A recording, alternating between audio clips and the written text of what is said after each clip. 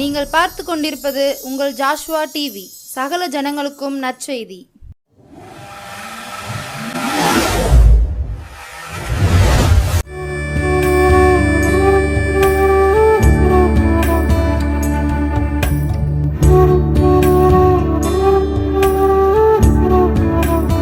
இயேசு கிறிஸ்துவின் நாமத்தினாலே ஜோஷா டிநேயர்கள் யாவரையும் மனம் திரும்புதலை நேரம் நிகழ்ச்சிக்கு அன்போடு வாழ்த்தி வரவேற்கிறேன். இந்த நாள்ல கூட தியானிக்க போகிற தேவனுடைய வார்த்தை மத்தேயு 8வது அதிகாரம். அதுல பாத்தீங்கன்னா மத்தேயு 8வது அதிகாரத்துல ஒரு சம்பவத்தை குறித்து நம்ம என்ன செய்ய போகிறோம், பார்க்க போகிறோம்.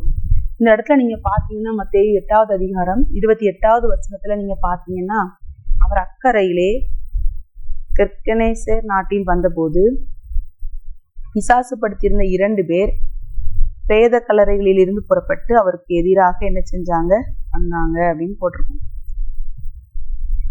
இந்த இடத்துல 2 பிசாசு பிடித்தவர்கள் எங்கிருந்து வராங்கன்னா பிரேத கல்லறைகளிலிருந்து புறப்பட்டு எங்க வராங்கன்னா தேவனை நோக்கி ஆண்டவர் இயேசு கிறிஸ்து வராரு, அந்த வழியில என்ன செய்யறாங்க, வராங்க.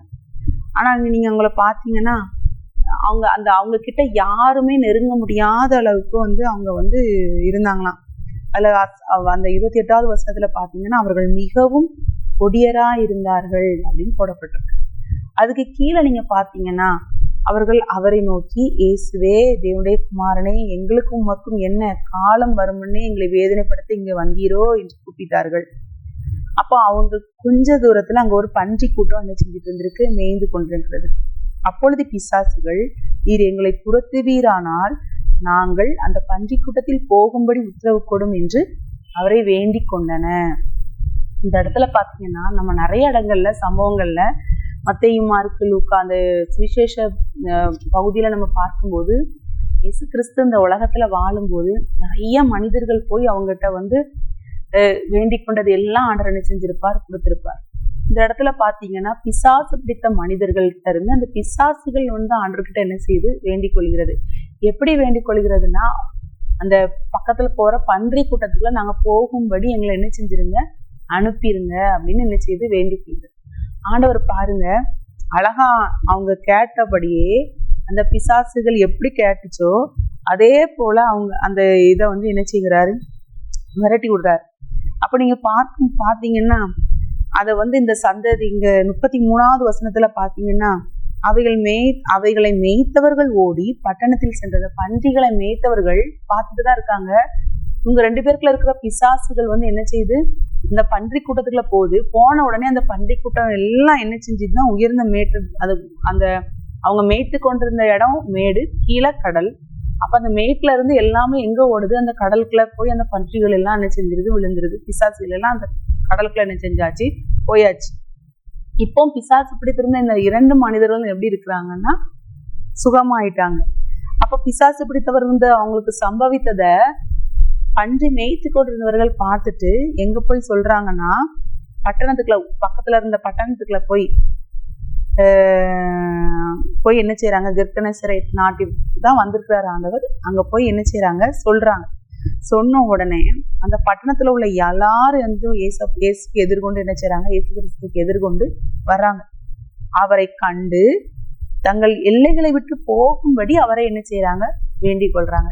2 பேர் வேண்டிக் கொள்றத நம்ம இந்த சம்பவத்துல பார்க்கிறோம். முதல்ல யாரு வேண்டிக் கொள்றாங்கன்னா, பிசாசுகள் வேண்டிக் கொள்ளுது. எப்படி வேண்டிக் கொள்ளுதுன்னா, எங்களை வேதனைப்படுத்துறதுக்கா நீங்க வந்தீங்க. அப்போ நம்ம இந்த இடத்துல சம்பவத்துல இருந்து நம்ம பார்க்கும்போது, இயேசு கிறிஸ்து எங்க இருக்கிறாரோ அங்க பிசாசு சந்தோஷமா என்ன செய்ய முடியாது, இருக்க முடியாது. இயேசு கிறிஸ்து எங்க இருக்கிறாரோ அந்த இடத்துல பிசாசுகளுக்கு என்னது உண்டு, வேதனை உண்டு.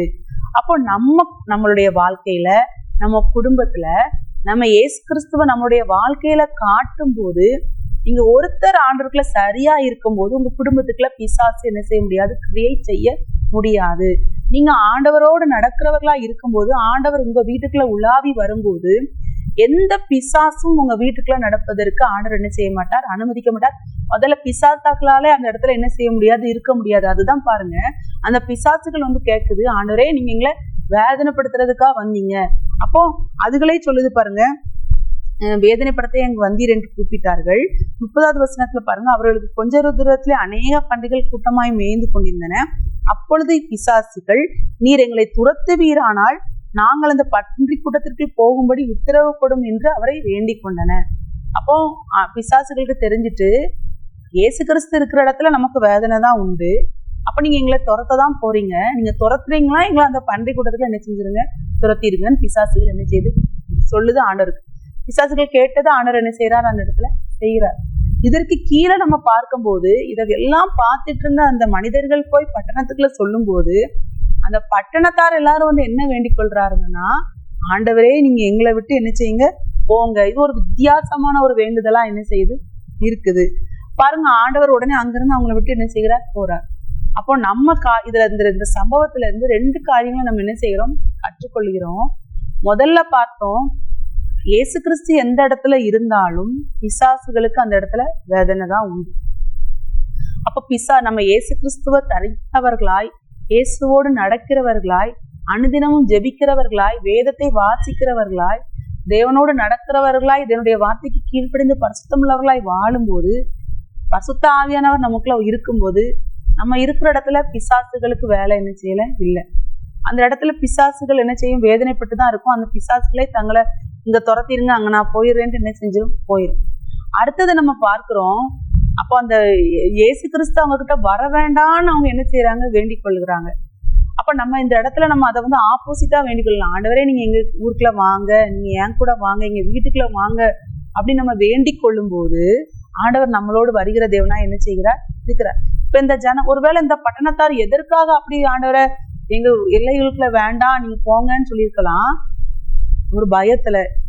இது வரைக்கும் அவங்க வாழ்க்கையில் இப்படிப்பட்ட காரியங்கள் என்ன செஞ்சிருக்க மாட்டாங்க, பார்த்துக்க மாட்டாங்க. ஏன்னா அந்த 2 பிசாசு பிடித்தவர்கள் இருந்த அந்த எல்கைக்குள்ள யாருமே போக முடியல. ஜனங்கள் எல்லாம் பயந்துட்டு இருந்தாங்க. ஆனா அவங்க அந்த இதையே ஆண்டவர் என்ன செஞ்சுட்டாரு, வருத்திட்டார். அப்ப இவருக்கு எப்படிப்பட்டவரோ இந்த ஒரு பயத்துல கூட அந்த பட்டணத்தார் ஆண்டவர் என்ன செஞ்சிருக்கலாம், போக சொல்லியிருக்கலாம். நீங்க அதே இதுல நீங்க பாத்தீங்கன்னா, மத்தேயு 14வது அதிகாரத்துல நீங்க பாத்தீங்கன்னா, 14வது அதிகாரத்துல நீங்க பாத்தீங்கன்னா, ஆண்டவர் அதே ஊருக்கு திரும்ப என்ன செய்கிறாரு, வராரு.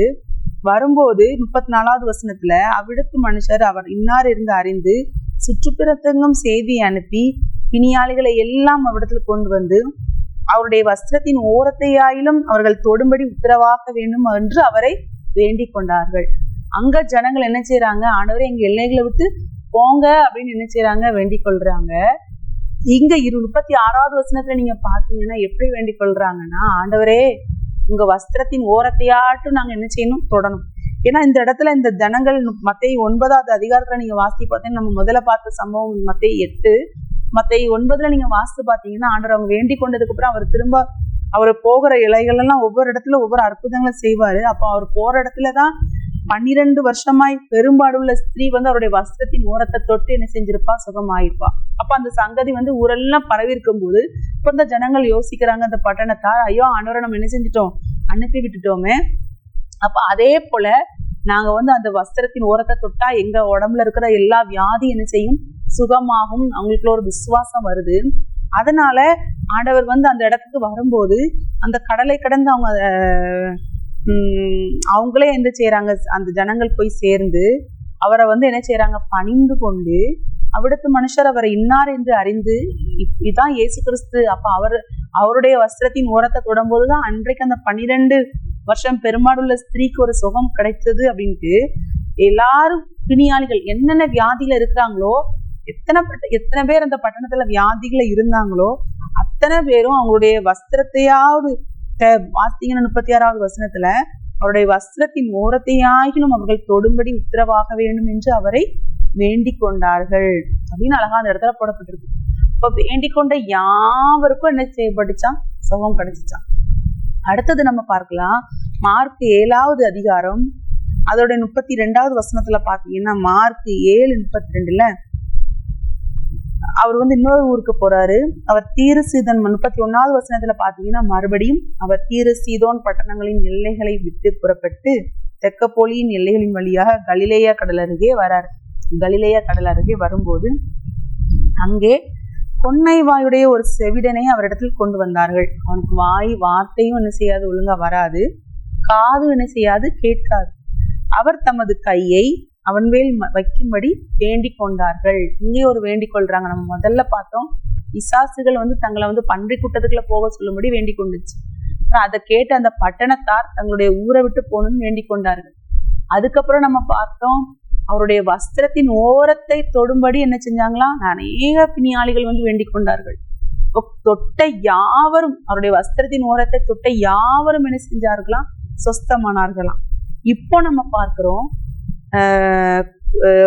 வாய் ரொம்ப பேச முடியாது, கொன்னை வாயுடைய ஒரு காது கேளாத ஒரு செவிடன் அவர் இடத்துல நினைச்சாங்க கொண்டு வந்து நமது கையை அவன் மேல், ஆண்டவரே உங்க கையை அவன் மேல வச்சாலே போதும், அவன் என்ன செஞ்சிருவான், சுகமாயிருவான், அவங்க கையை அவன் மேல வைங்க அப்படின்ட்டு என்ன செய்யறாங்க, வேண்டிக் கொள்றாங்க. அப்பொழுது அவர் அவனை ஜனக்கூட்டத்தை விட்டு தனியே அழைத்து கொண்டு போய் தம்முடைய விரல்களை அவன் காதுகளில் வைத்து உமிழ்ந்து அவனுடைய நாவை தொட்டு வானத்தை அண்ணார்ந்து பார்த்து பெருமூச்சு விட்டு எப்பத்தா என்றார். அதற்கு திறக்கப்படுவாயாக என்று அர்த்தமாம். உடனே அவனுடைய செவிகள் திறக்கப்பட்டு அவனுடைய நாவின் கட்டும் அவிழ்ந்து அவன் செவ்வையா என்ன செஞ்சானா, பேசினானா. இப்ப பாருங்க, ஒவ்வொருத்தரும் போய் ஆண்டவர்கிட்ட வேண்டிக் கொள்கிற எல்லா காரியத்தையும் ஆண்டவர் என்ன செய்கிறார், இந்த நாட்கள்ல செம்மையா என்ன செய்கிறார். அதுதான் நீங்க அந்த இடத்துல இதே மார்க் 7வது அதிகாரம் 37வது வசனம் பாத்தீங்கன்னா, எல்லாவற்றையும் நன்றாய் செய்தார், செவிடர் கேட்கவும் ஊமையர் பேசவும் பண்ணுகிறார் என்று சொல்லி மேன்மேலும் ஆண்டவரை குறித்து எல்லாரும் என்ன செஞ்சாங்களாம், ஆச்சரியப்பட்டார்களாம். நம்ம இந்த நாள்ல அப்படிப்பட்ட தேவனுடைய வார்த்தையை குறித்து தான் நம்ம என்ன செஞ்சுட்டு இருக்கோம், தியானித்து கொண்டிருக்கிறோம். அப்படிப்பட்ட தேவனை தான் நம்ம ஆராதித்து கொண்டிருக்கிறோம். அப்படிப்பட்ட தேவனை தான் நம்ம ஒவ்வொரு நாளும் என்ன செஞ்சு கொண்டிருக்கிறோம், நோக்கி பார்த்து கொண்டிருக்கிறோம். அப்ப ஆண்டவர் நம்ம வாழ்க்கையில என்ன செய்வார், நம்ம வேண்டிக் கொள்கிற எல்லா காரியத்தையும் நம்ம எப்படி வேண்டிக் கொள்கிறோமோ அதன்படியே ஆண்டவர் என்ன செய்வார். அதை தான் நம்ம இந்த நாள்ல தியானித்து கொண்டிருக்கிறோம். நம்ம பார்த்துக்கலாம். மத்தேயு 11வது அதிகாரத்துல நீங்க பாத்தீங்கன்னா 34வது வசனத்துல நீங்க பார்க்கும்போது, மத்தேயு 14வது அதிகாரம் 34வது வசனத்துல நீங்க பார்க்கும்போது எப்படி அவர்கள் கடலை கடந்து கெனசரேத்தில சேர்ந்த அங்க பாத்தீங்கன்னா வஸ்திரத்தின் ஓரத்தையாயிலும் அவர்கள் தொடும்படி உத்தரவாக வேண்டும் என்று அவரை வேண்டிக் கொண்டார்கள். அவங்க எப்படி ஒரு விசுவாசத்தோட, ஆண்டவரே உங்க வஸ்திரத்தை தொட்டோம்னா எங்களுக்கு சுகம் கிடைக்கும், அப்போ வஸ்திரத்தின் ஓரத்தை நாங்க தொடணும் அப்படின்னு அவங்க ஜெபிக்கும் போது பாருங்க, கீழே தொட்ட யாவரும் சொஸ்தமானார்கள். அவங்க போய் ஆண்டவரை தொடும்போதும் அங்க ஒரு சுகம் கிடைச்சிச்சு. நம்ம இங்க மார்க் 7வது அதிகாரத்துல பாக்குறோம், உங்க கையை அவன் மேல வைக்கணும்னு ஜெபம் பண்ணாங்க, வேண்டிக் கொண்டாங்க. அவருடைய விரலை வச்சு அவர் என்ன செய்யறாரு, தொட்டு அப்புறம் உமிழ்ந்து அந்த காரியத்துல அவனுடைய காது கேட்பதற்கும் அவனுடைய வாய் திறக்கப்பதற்கும் அவனுடைய நாவில் உள்ள கட்டுகள் அழகா அந்த இடத்துல போடப்பட்டிருக்கு. நாவின் கட்டும் என்ன செஞ்சுச்சான், அவிழ்க்கப்பட்டுச்சான். அவன் நாவும் அவிழ்க்கப்பட்டு அவன் செவ்வையா என்ன செய்தானா, பேசினானா. அப்ப எல்லாரும் புகழ்ந்தார்கள் ஆண்டவரை, எல்லாவற்றையும் நன்றா என்ன செய்தார் என்று தேவனை என்ன செய்தார்களாம், புகழ்ந்தார்களாம். அப்ப அதை தான் நம்ம இந்த நாள்ல பார்க்கிறோம். நம்ம ஆண்டவர்கிட்ட கேட்கணும், வேண்டிக் கொள்கிற எல்லாவற்றையும் ஆண்டவர் இந்த காரியங்களெல்லாம் வைத்து விசுவாசத்தோட நீங்க ஆண்டவர்கிட்ட கேளுங்க. ஆண்டவரே, அந்த பிசாசுகள் கூட உங்களுக்கு பயந்து நடுங்கி வேண்டிக் கொண்டன. முதல்ல நம்ம ஆண்டவர் நம்மளோட நல்ல தெளிவாய் பேசின காரியம் என்ன தெரியுமா, நம்ம ஆண்டவரோட இருக்கும்போது பிசாசுகள் நம்ம வீட்டுக்குள்ள என்ன செய்யாது, வராது. ஆண்டவர் நம்மளோடு இருக்கும்போது, ஒவ்வொரு நாளும் நம்ம கூட இருக்கும்போது, நம்ம வீட்டுக்குள்ள இருக்கும்போது, நம்ம வேலை செய்கிற இடத்துல இருக்கும்போது பிசாசுகளுக்கு அங்க வேலை இல்லை. பிசாசுகளால அந்த இடத்துல இருக்கவே முடியாது. நம்ம தேவனோடு சஞ்சரித்து தேவனோடு நம்ம வாழும்போது பிசாசுகள் என்ன செய்யுது, வேதனைப்படுகிறது. இப்ப நம்ம இந்த நாள்ல நம்ம யோசித்து பார்ப்போம், நம்ம பிசாசுகளை வேதனைப்படுற வைக்கிறோமா, தேவனை நம்ம வேதனைப்படுத்துகிறவர்களா இருக்கிறோமா? தேவனை ஆராதிக்கிறோம், தேவனை தேடுகிறோம்ட்டு ஆண்டவர் கூட நம்ம சரியாய் வாழாமல், பரிசுத்தமாய் வாழாமல் ஆண்டவரை துக்கப்படுத்திட்டு இருக்கும் போது பிசாசு என்ன செய்யும், சந்தோஷப்படும். தேவனோடு இருந்து அவரை வேண்டிக் கொண்டு அவர்